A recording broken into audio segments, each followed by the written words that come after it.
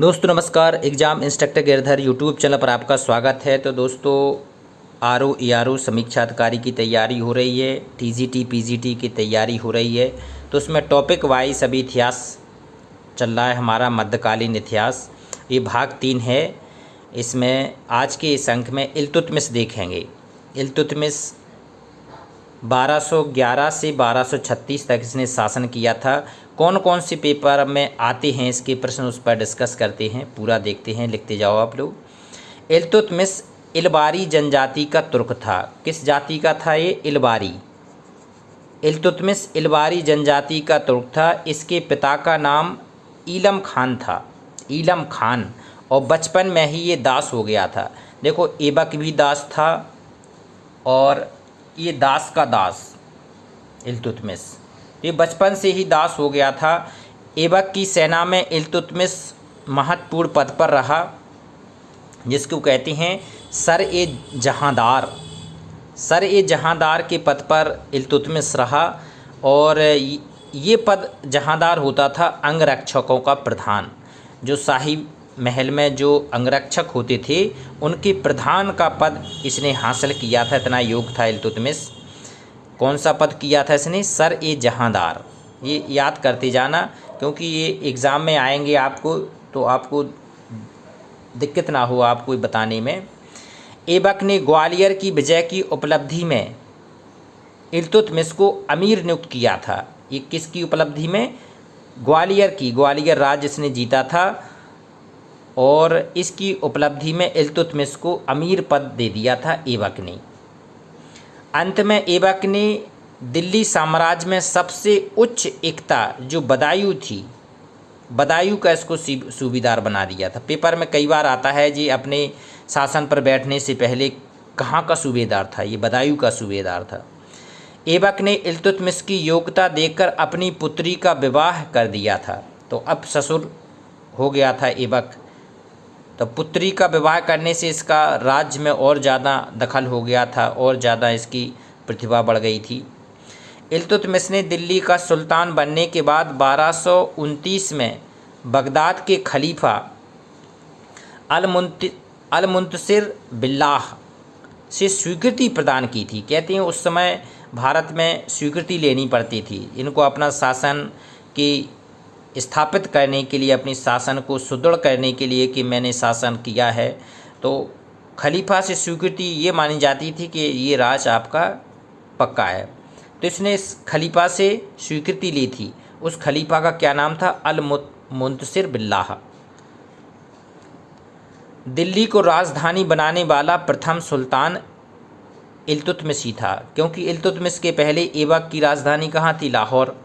तो ये लेके आया था, इसलिए इसको क्या कहते हैं? वास्तविक संस्थापक कहा गया है। आर.पी. त्रिपाठी ने कहा इसको। इल्तुतमिश का एक वजीर था निज़ामुद्दीन जुनैदी, बहुत वफादार था, बहुत योग्य था जुनैदी। इल्तुतमिश के समय मंगोल का आक्रमण हुआ था। ये बार बार एग्जाम में आता है कि चंगेज खान जो मंगोल नेता था किसके शासनकाल में आक्रमण किया था? तो चंगेज खान ने इल्तुतमिश के समय में आक्रमण किया। फिर यहाँ के मौसम को देखकर ये लौट गया था, नहीं तो भारत पे ये हरा देता है इसको और शासन करता। लेकिन यहाँ की उसको जलवायु रास नहीं आई और लौट गया ये। और जहाँ भी ये लड़ा वहाँ भी जीतता रहा ये। लेकिन सबसे बड़ी बात थी, किस्मत की बात थी इल्तुतमिश के लिए, ये ठहरा नहीं चंगेज खान यहाँ पे। इल्तुतमिश ने तुर्क दासों के 40 लोगों का एक समूह बनाया था। 40 लोगों, इसे कहते हैं तुर्कान चहलगानी। ये प्रश्न आता है कि तुर्कानी चहलगानी 40 लोगों का जो तुर्कों का एक समूह था, ये किसने बनाया था? इल्तुतमिश ने। पर दूसरा प्रश्न आया था इसको ख़त्म किसने किया था? बलबन ने। बनाया इसने था, ख़त्म किसने किया था? बलबन ने। दोनों प्रश्न में से कोई ना कोई एक प्रश्न आ जाता है। इल्तुतमिश ही दिल्ली का प्रथम सुल्तान था जिसने सर्वप्रथम एकता प्रणाली सुव्यवस्थित रूप से शुरू की थी। एकता क्या होता था?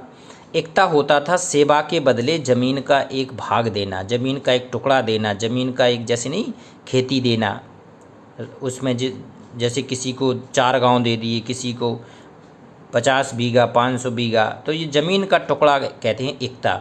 तो नगद नहीं देता था ये, नगद तो परंपरा बाद में फिर अलाउद्दीन खिलजी ने शुरू की थी। ये इक्ता ही देता था, भूमि देता था सेवा के बदले सेना नायकों को।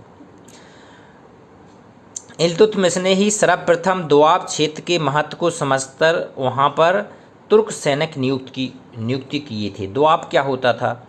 दोआब होता था गंगा जमुना का उपजाऊ क्षेत्र, जहाँ गंगा बहती है, यमुना बहती है, उसका जो उपजाऊ क्षेत्र है उसे कहते हैं दोआब।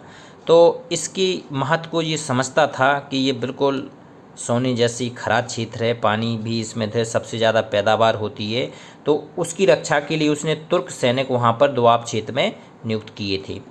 इल्तुतमिश ने सबसे पहले शुद्ध अरबी के सिक्के चलाए। सबसे पहले शुद्ध अरबी के सिक्के किसने चलाए थे? इल्तुतमिश ने। इल्तुतमिश ने ही सबसे पहले शुद्ध अरबी के सिक्के चलाए। इल्तुतमिश ने सर्वप्रथम चांदी का टंका और तांबे का जीतल प्रचलित में चलाया। चांदी का टंका किसने चलाया और तांबे का जीतल किसने चलाया था? इल्तुतमिश ने। चांदी का टंका और तांबे का जीतल किसने चलाया था? इल्तुतमिश ने। इल्तुतमिश ने 1231-32 में कुतुब मीनार का निर्माण कार्य पूरा किया था। देखो, स्टार्टिंग किसने किया था? कुतुबुद्दीन ऐबक ने। और पूरा किसने किया? इल्तुतमिश ने। किस सन में किया था? 31-32 में। ये प्रश्न दोनों आते हैं कि पूरा किसने किया, शुरू किसने किया।